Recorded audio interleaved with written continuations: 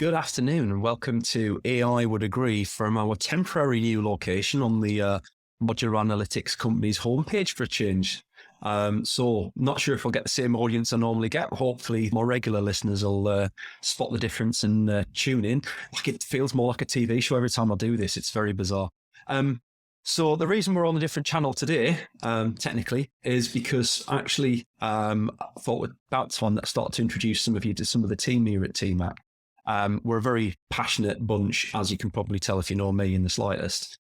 And today's first guest from the team is our Head of Customer Success and Partnerships, Glynn Jones, who also, I'm going to point this out before we even get started, also happens to be a semi-professional Jay who is good out there. So I knew I'd throw you slightly by it. Yeah, thanks. Thanks, Paul. Welcome to the show. How are you? Yeah, good, thank you. Very good. If I'd have known about that, I would have played a bit of background music, a bit of 90s house music or something. But yeah, never mind. There's always next time. I was actually thinking about getting you to give us an even more fancier intro music, which I've only had for the last 2 or 3 months. I should have got you to do it in the first place. But yeah. No, thanks very much for joining us, Glynn. Appreciate it. It's a little bit away from the normal day in the life of Glynn Jones. But as I start out the show with everybody else, I don't see any reason to treat you any differently, so unfortunately for you. So how did you first get into the world of contact centers, Glynn? Just through the same route as everybody else, working on a golf course construction on the other side of the world, just the standard transition into contact centers. So yeah, I finished uni, traveled a bit, worked out in Australia for a few years, then came back to the UK at the kind of when the financial crash was 2008, 2009, perfect timing. So I was looking for roles for quite a while. And yeah, ended up, a couple of years later, getting a job for an outsourcing company based in Manchester. Very much, it was a brand new business to the UK, albeit it was pretty big globally. But it was one of those companies where start as a team leader and very quickly the opportunities kind of came to do a variety of different things. So yeah, kind of grew into the business there for a few years, which was great. And, had some really good mentors, which made a massive difference at the time and really helped me to learn everything that I needed to know about contact centers, because we've all rang them for years and years and years, but kind of working on the other side behind the curtain was slightly different. So yeah, I had some really good people, Steve Crew and Will McAllister, when I was working at Aegis, and yeah, kind of went from there really.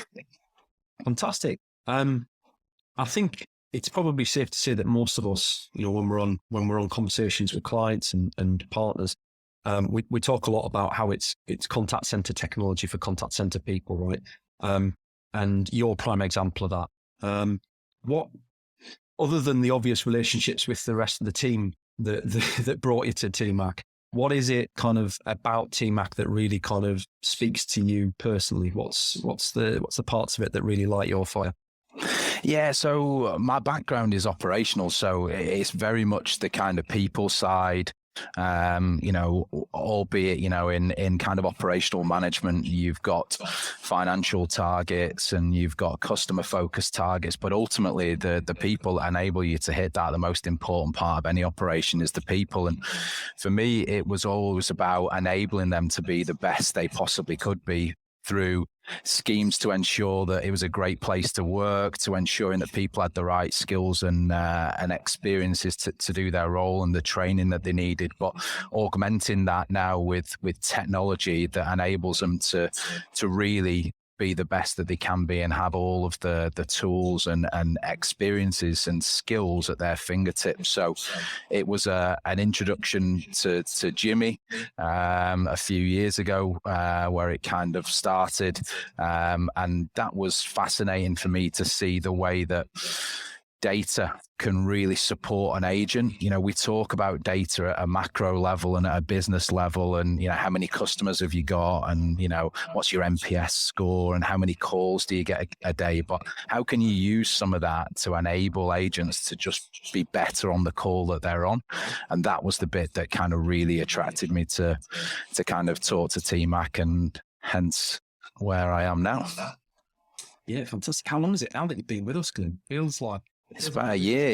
Yeah, it's been as I would imagine a lot of startups and young businesses are.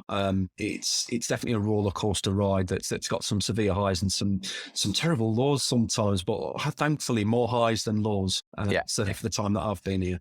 You're making me feel old, Glynn, because I've been here 2.5 years now. So really, it's been 2.5 years. You'll get your gold watch soon, I would have thought. I was talking with Jimmy about whether I was coming on board as a consultant contractor or whether I was coming on board for a wage. It's been a moment.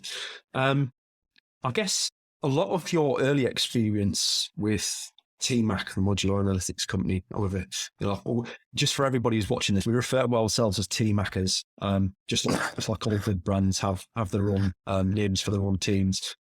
We very rarely call ourselves the Modular Analytics Company because it's took me 2.5 years to be able to get that to roll off my tongue. It is a horrendous name to say, especially at 5 o'clock on a Friday morning, to anybody I'm talking to, especially if I'm talking to Australia.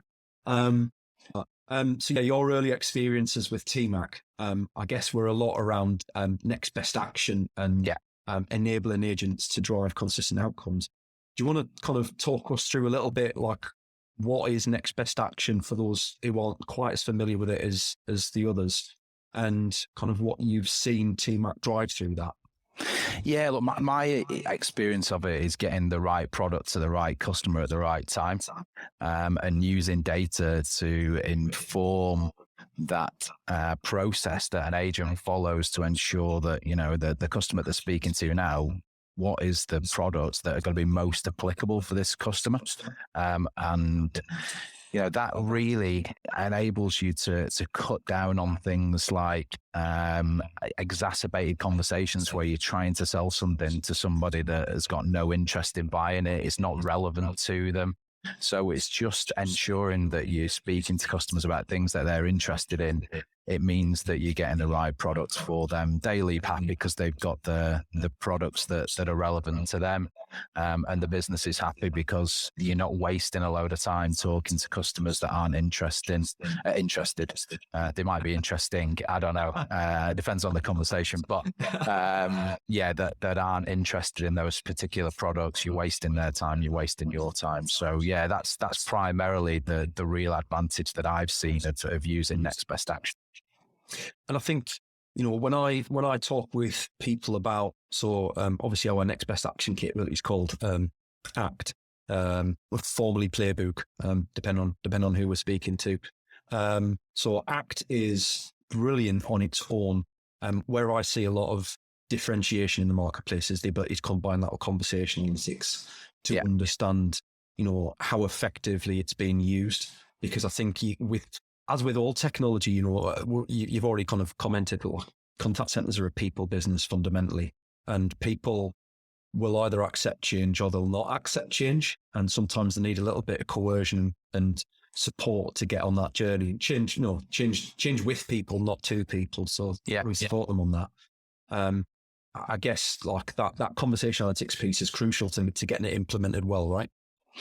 Yeah, absolutely. Change is tough. I've come from working for a lot of businesses where they've been going for a long time doing really great things, but the world has changed dramatically in my career lifetime, and it's only going to get faster and faster going forward. So it's about kind of embracing that. I'm sure you hear this all the time, people coming on, Paul, saying we've got to embrace change and we've got to kind of go with it. But I think for some people, it's far easier than others. And it's how do we support the people that maybe don't like change as much as others to go on that journey. And it's about understanding the value that the change can have to them and how they can benefit from it. And I think, you referenced there kind of conversational analytics, but it's kind of showing where you've changed the process or where you've changed the way that you deal with a certain person, this is the outcome that you can get. And this is the quantifiable benefit to that end customer. And I think as you can take people on that journey and give them that insight into the little tweaks and change they can make. And when we make a big change to a process, this is how it can help you. I think it's massively beneficial in helping to embed that. And seeing who's following the changes and who isn't, and where they're not, how can we go and support them, which is what it's all about, and giving them that extra support and guidance. I guess it's almost like a version of customer journey mapping, but aimed at agents specifically, to see where they've fallen off the path that you'd want them to follow, and also, I guess, understanding why they're not following the path, because where there's a significant amount of agents who aren't following the path, perhaps there's a valid reason why they're not following the path. Yeah.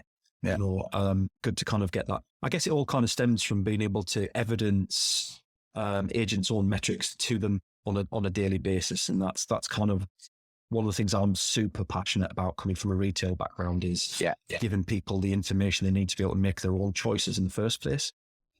Yeah, absolutely, and having visibility of how you're doing and how you're performing and where you can potentially improve and change is absolutely invaluable. I said before, data's everywhere in contact centers, but how do you make it actionable, and how do you give the agents the ability to see where they sit and where the areas that they can focus on? I mean, we have a coaching product, which I don't know whether I could say it's my favorite product. Am I allowed to say that? Well, you're allowed to say it. Am I? Okay. Yeah, it's my favorite product.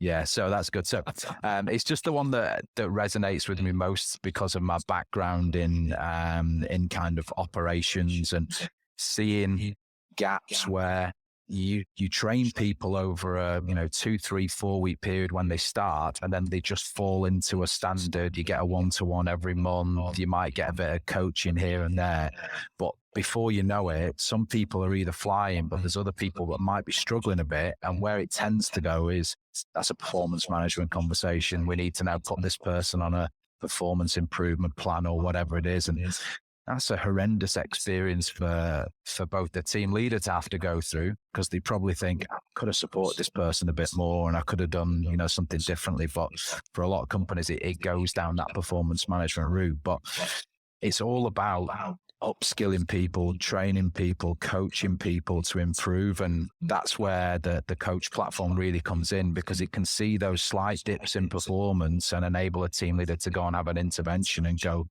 it looks like you're struggling with this here this week or this month.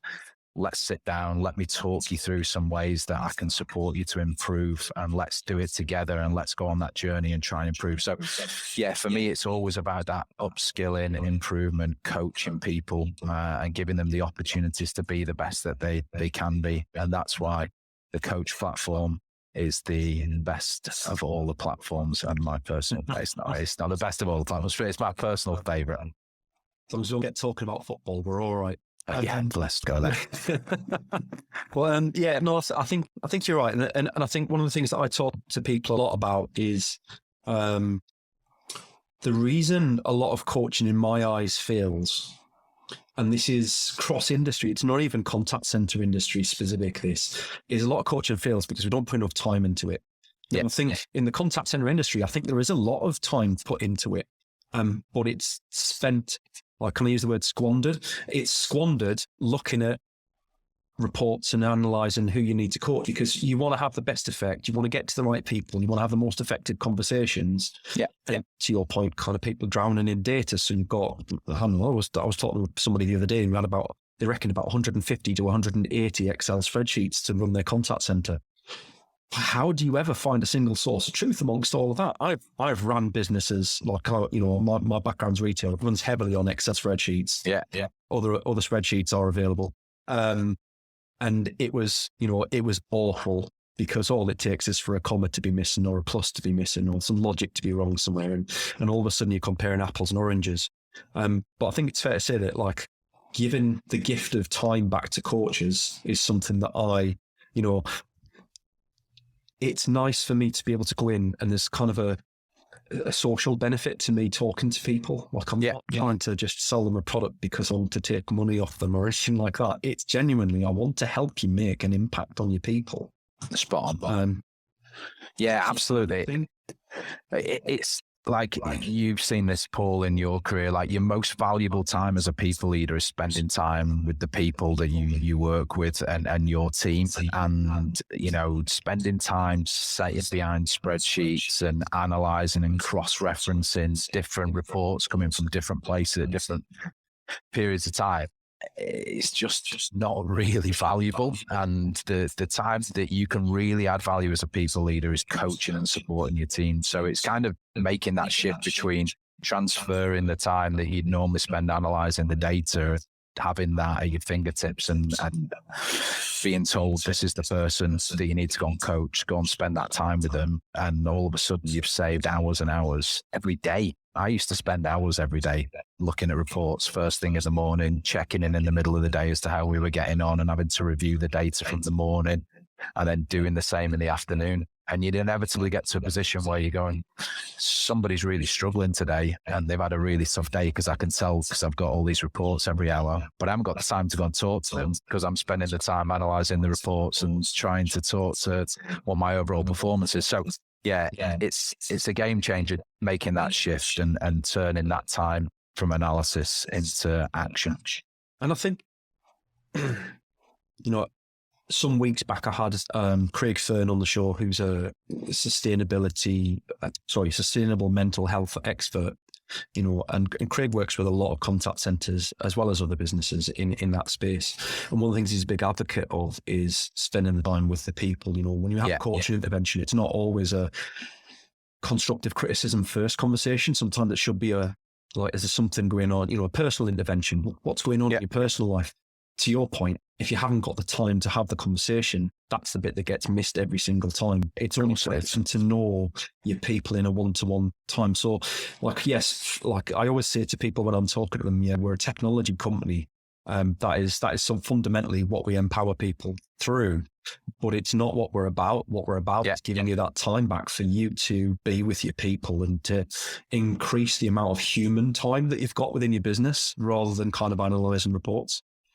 Spot on. So I guess kind of going back to your career, Glynn, you've been across quite a few different businesses, and especially now with TMAC, you've kind of worked with quite a lot of different industries and across a lot of verticals. What are the kind of key standouts for you right now in terms of how the challenges that we're seeing as a result of COVID, how are they kind of manifesting in a people capacity for you? Like, what's the most common things that you're seeing?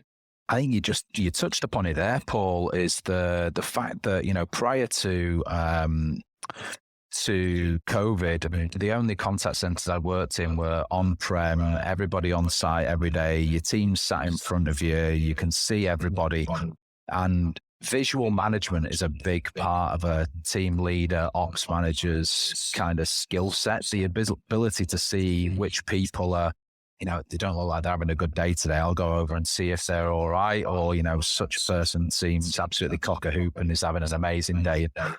You lose a lot of that from the remote working world that we currently find ourselves in. So there's been a massive shift with people, you know, now working from home. They might not speak to somebody all day apart from the customers that are on the end of the line. They might not speak to their line manager. A Teams message is nice, but it doesn't really beat being in the office and kind of speaking to people.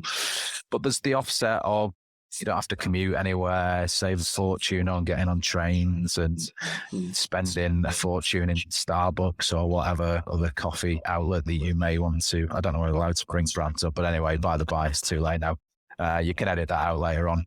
It's not like it's live or anything. So, but yeah, it's shifted massively. So, you know, we're speaking to a lot of businesses that are going, well, how do I get insight into where potentially people are struggling working from home, and, you know, how can I go and make that intervention and supporting people with mental health concerns? And, you know, that's a big part of what we do, is giving that insight into how people are at home, and even creating metrics that say this person potentially looks like they're struggling. You might want to go and have an intervention, not even to do with their stats, but picking certain things up through conversational analytics, picking certain things up in different data points that says this person might be struggling here, and you might want to go and have a conversation with them. So I think that's absolutely key, is supporting people, whether they're in office or working from home, and giving the team leaders, the ops managers, the ability to spot those little shifts where they maybe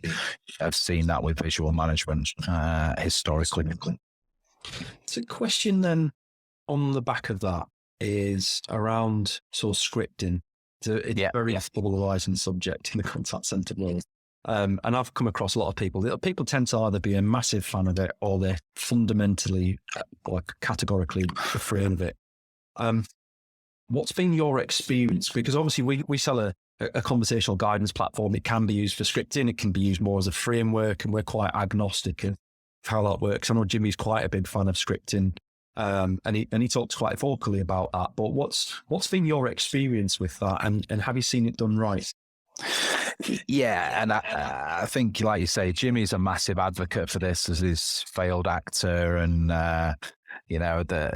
everything that goes with the best actors. I've always followed scripts, and I do completely get into that. I really do buy into that without a shadow of a doubt. I think where it works really well is there are certain parts of a conversation that you really get value from giving an agent or an advisor guidance and taking them through it. There are also other areas where you want people to be themselves. I'm thinking of potentially difficult situations where you want people to be able to show empathy and show some of the different emotions that really make them great contact center agents that really connect with their customers. I don't think scripting that necessarily all the time gives you the best value, because some people just read it out and sound like a bit of I'm really sorry to hear that you've had, this crash in your car, and, we will do everything we can. It doesn't come across necessarily in the way that person would best want to send that message. So giving them guidance as to, you may wish to show empathy at this situation because the customer's going through a difficult situation. They can then use their own words, but it comes across more heartfelt, and just kind of guiding people through. So I think for me, it's a combination of the two. I don't know whether that gets me in trouble with Jimmy or not, but it's too late now. Sorry, Jimmy, I've said it. Giving them a reason rather than something. Yeah, that's true.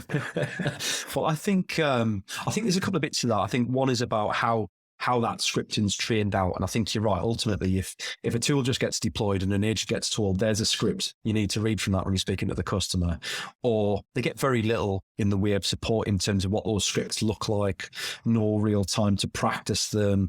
I think if you're going to deploy scripting well, it needs like an actor will practice their script. They'll sound it to partners, they'll sound it to friends and family, they'll sound it to other acting members. And I think that's crucial to land in a script well. Yeah.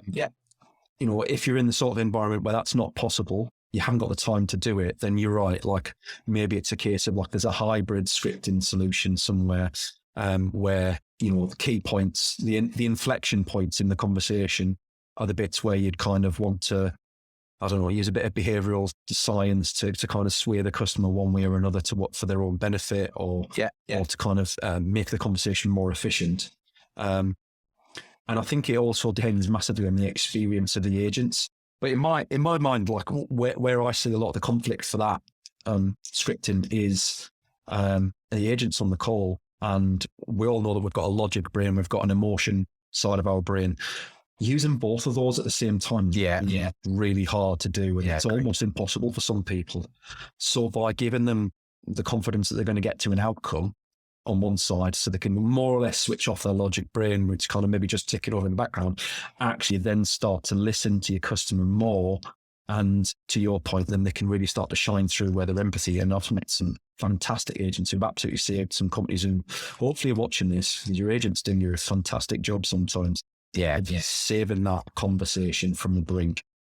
Incredible. Yeah, absolutely. And, there's been some unbelievable situations that have happened in the past and in my career where, people have been in some really horrendous situations, and the advisor at the end of their line has done incredible things, and I'm talking about some really serious situations that people have been in, and the advisors really supported that person, not as a business, but just as a person to person.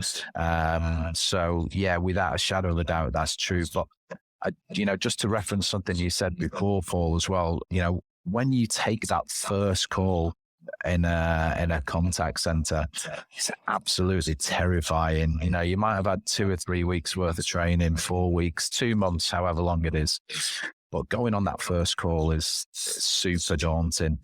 But if you've got something that can help and guide you through that conversation and point you to the customer's got this issue, this is some of the stuff that you might want to talk to them about, and this will help you guide you through it. It just takes a little bit of that pressure away and that stress, and just enables people to get a little bit more of the best out of themselves, knowing that they've got a support that kind of helps and guides them through it. So yeah, it can be used multiple ways. If you've got a seasonal peak and you're bringing a lot of new employees in, it's kind of good for that speed to competence as well, in terms of you can bring them onto the phones that little bit earlier. Yeah, they're still got to have the systems knowledge and the process knowledge that sits behind it all. But if you can reduce that by, 20%, 30%, then you're doing yourself and them a favor, because the quicker they get on the phone, the quicker they get that experience. Because, was it Mike Tyson said, you can have the best plan in the world until somebody gets up and punches you in the face.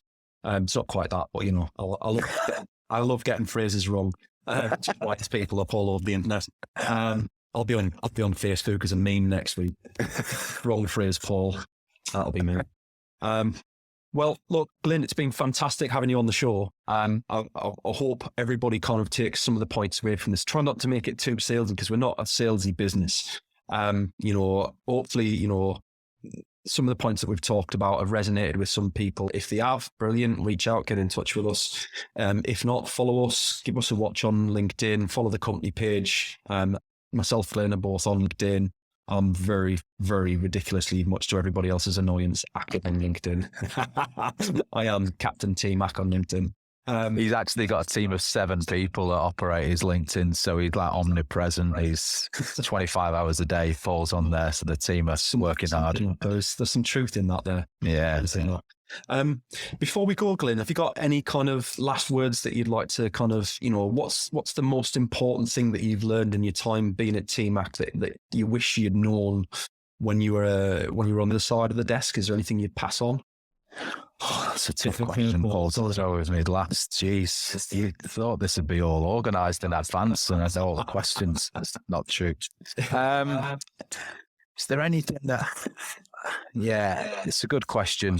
I think there's so much that we talk to people about demand and reduction in demand and improving performance and all this stuff. And I think that the one kind of key thing that I've learned over the last year or so, especially from a demand perspective, is it's not just about reducing what a business classes as kind of low value volume. You need to understand it from a customer perspective and understand what the customer finds valuable and what the customer doesn't find valuable. And the ones that they don't find valuable and you don't find valuable, they're probably the ones you want to automate.